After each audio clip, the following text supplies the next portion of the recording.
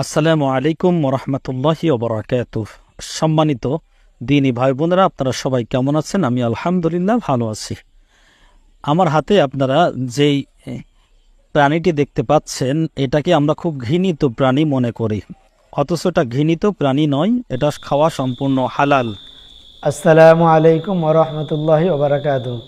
সম্মানীয় শ্রোতামণ্ডলী, আপনাদের সামনে আজকে একটা নতুন ভিডিও নিয়ে এলাম। সেটি হলো এই হুজুর সাহেব, সম্মানী হুজুর সাহেব, ইনি একটা মশলা জারি করলো বা ইনি একটা মশলা আমাদেরকে শোনালেন।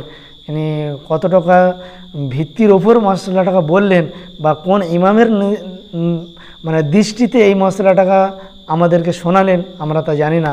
তবে আমাদের একটা জিনিস জেনে রাখা দরকার, হাদিস কাকে বলে এটা আমরা সর্বপ্রথমে আগে জেনে নিই।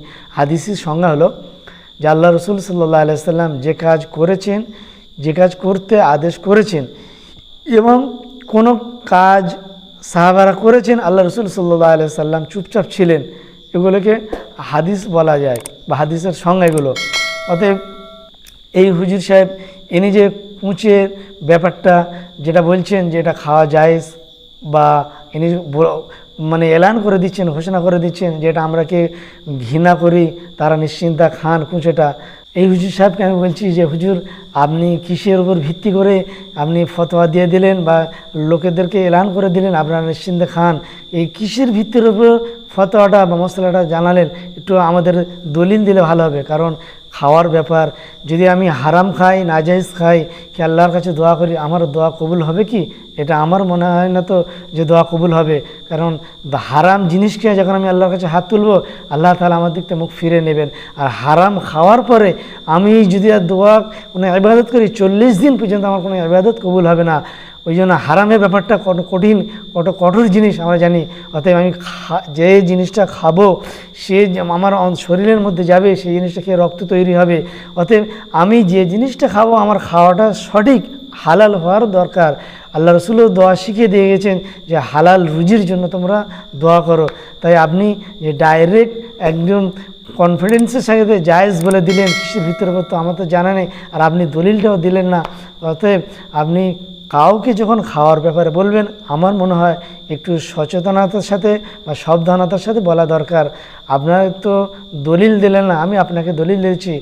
ইমাম আবু হানিফা রহমতুল্লাহ আলাইহি, ওনার মতে সামুদ্রিক প্রাণী কেবলমাত্র মাছ ছাড়া যতগুলি প্রাণী আছে, মাছ ছাড়া যতগুলি প্রাণী আছে, শামুক, ঝিনুক, কুঁচে, কাঁকড়া, আর কাঁকড়া যেহেতু মাছ, এগুলো মাছের মধ্যে নয়। শামুক, ঝিনুক, কাঁকড়া এগুলো মাছের মধ্যে নয়, কুঁচে এগুলো মাছের মধ্যে নয়, অতএব এগুলো খাওয়া জায়েজ নয়। পরিষ্কার ফতোয়া কাসিমিয়া 24 নম্বর খণ্ডে 122 নম্বর পৃষ্ঠায় ওতে পরিষ্কারভাবে ফতোয়াটা লেখা আছে। অতএব মাছ ছাড়া আপনি যে কুঁচে খাওয়ার কথা বললেন, এটা নাজায়েজ, কোনো জায়েজ নয়। কিসের ভিত্তিতে আপনি বললেন হুজুর, জানাবেন একটু। আর আশা করি আমরা যারা ভিডিও দেখছেন তারা ওই জিনিসের পিছনে পড়ে আমরা কেউ এগিয়ে যাব না, খাওয়া শুরু করব না।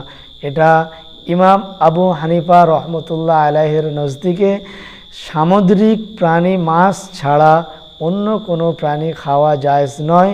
ফতোয়া কাসিমি 24 নম্বর খণ্ডে 122 নম্বর পৃষ্ঠায় আমি বলে দিলাম, দেখে নেবেন আপনারা দয়া করে। অতএব আল্লাহ তাআলা আমাদেরকে প্রত্যেককে সঠিক দিন অর্জন করে কোরআন আর হাদিসের উপর আমাদেরকে প্রত্যেকে চলার তৌফিক দান করুক, সঠিক জিনিস আমাদের প্রত্যেকে জানার তৌফিক দান করুক। আল্লাহ তাআলা আমাদেরকে দিনে সঠিক দিন আমাদের চলার তৌফিক দান করুক, আমিন। ওয়া আখিরু দাওয়ানা আনিল হামদুলিল্লাহি রাব্বিল আলামিন। আসসালামু আলাইকুম ওয়া রাহমাতুল্লাহি ওয়া বারাকাতুহু।